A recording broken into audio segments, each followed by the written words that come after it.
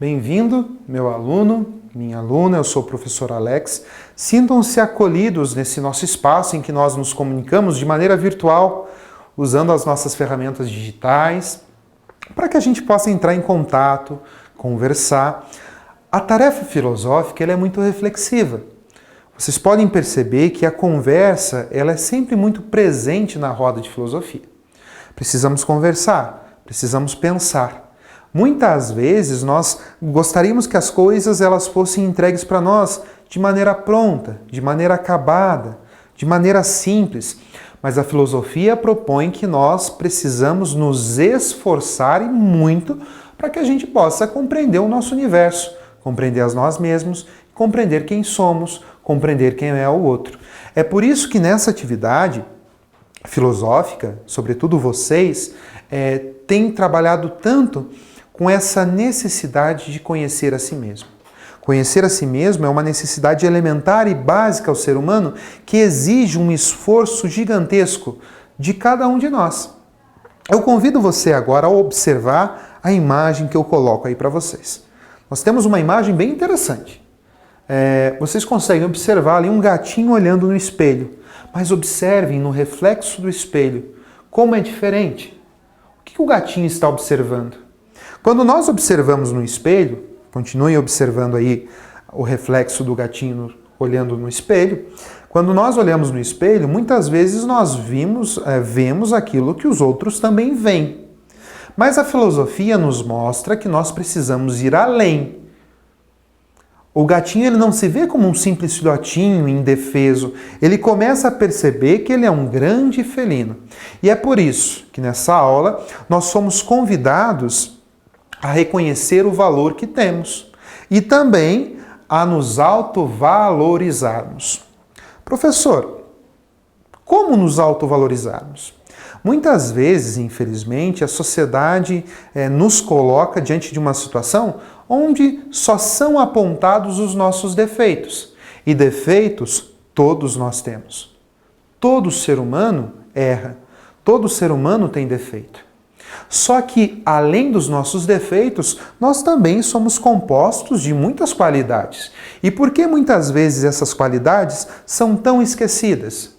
Por que muitas vezes os nossos defeitos são os mais apontados? É importante que a gente faça esse processo de se autovalorizar, reconhecer quem nós somos.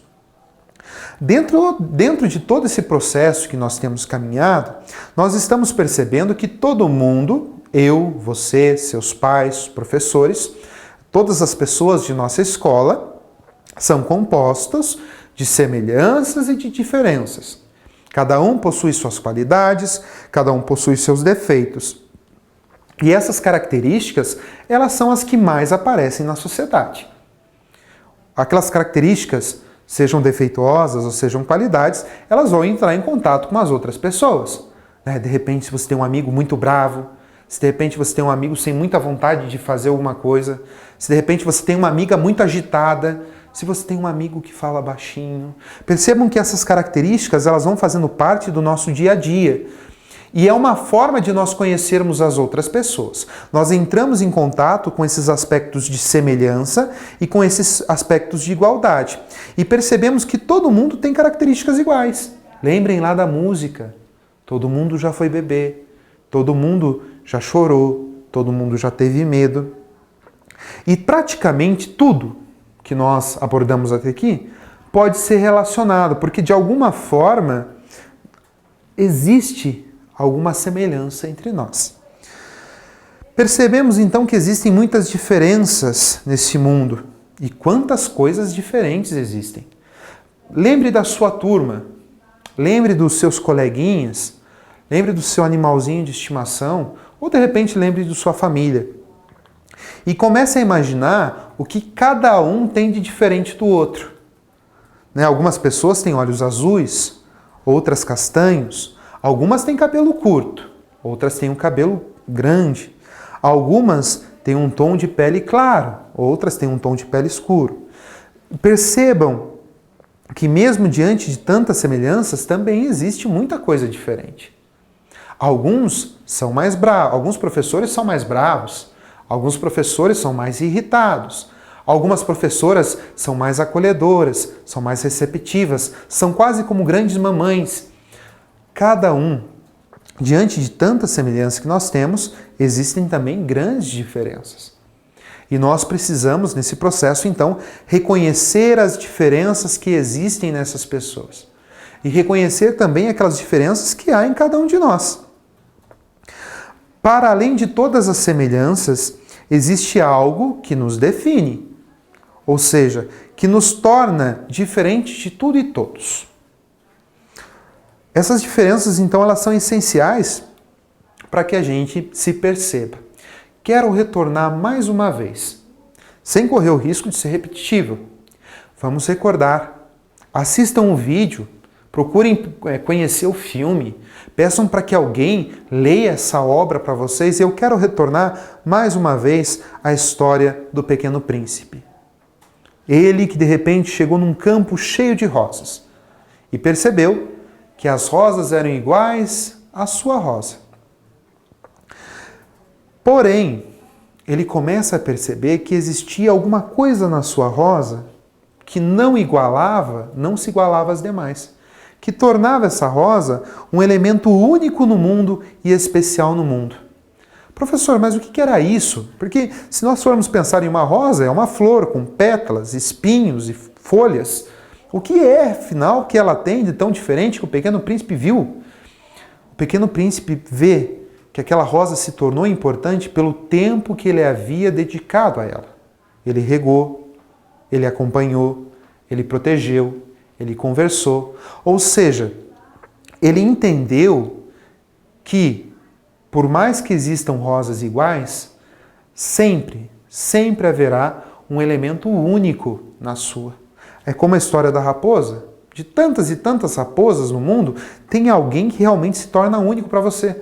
De tantas e tantas e tantas e tantas pessoas, tem uma pessoa que se torna o seu melhor amigo. De tantos e tantos professores no mundo, existe uma professora, um professor que se tornou importante para você. Ou seja, nós fomos além das nossas características físicas. O Pequeno Príncipe foi muito além daquilo que ele via. É como se nós fôssemos retornar lá na imagem do nosso leão, do nosso gatinho olhando no espelho. Olha só, ele é, diante de tantos e tantos gatinhos no mundo, ele é igual, mas ele observou para além daquilo que a sua imagem retrata. Ou seja, ele observou algo que vai além do seu aspecto físico, além do seu lado material. Ele percebeu que todos nós somos lindos, interessantes e ao mesmo tempo somos iguais, somos diferentes e que somos únicos. Faz um desenho usando essa palavra. Somos, usando essa ideia, somos pessoas únicas. E cola em um lugar que você possa observar, em um lugar que você possa ver, para que você nunca mais esqueça a importância que você tem na vida das outras pessoas, a importância que você desempenha na sociedade, a importância que você tem para você mesmo. E é claro, vamos pensar, vamos refletir. Coloco aí algumas perguntinhas para que você continue refletindo, continue pensando. Na sua opinião, o que torna você uma pessoa única? Porque você também tem características físicas. Você tem cabelo curto, alto, baixo. Você tem características que são encontradas em toda a humanidade. Mas o que é que você não tem que os outros também, o que é que você tem que os outros não possuem, que os outros não têm? O que seus colegas, sua família consideram único em você? Te dou a tarefa de você entrevistar alguém. Pergunta para a mãe, para o pai, para o vô, para a avó. Por que você é único? O que é que você tem de especial? O que a sua turma ou a sua família tem de única? De tantas turmas, de tantas famílias, a tua se torna um pouco especial. Mas afinal, o que é que ela tem? Precisamos então reconhecer essas características únicas existentes na vida das pessoas. Por isso eu convido você nesse momento, por exemplo, depois que fez esse processo de responder as questões, de perguntar para a família o que é que você tem de único, faça um desenho com suas características, aquilo que foi relatado para você. De repente falar, porque você é uma pessoa alegre, você é uma pessoa carinhosa. Faça o desenho que mostre o quanto você é especial. Agradeço a cada uma que me acompanhou e espero vê-los em breve.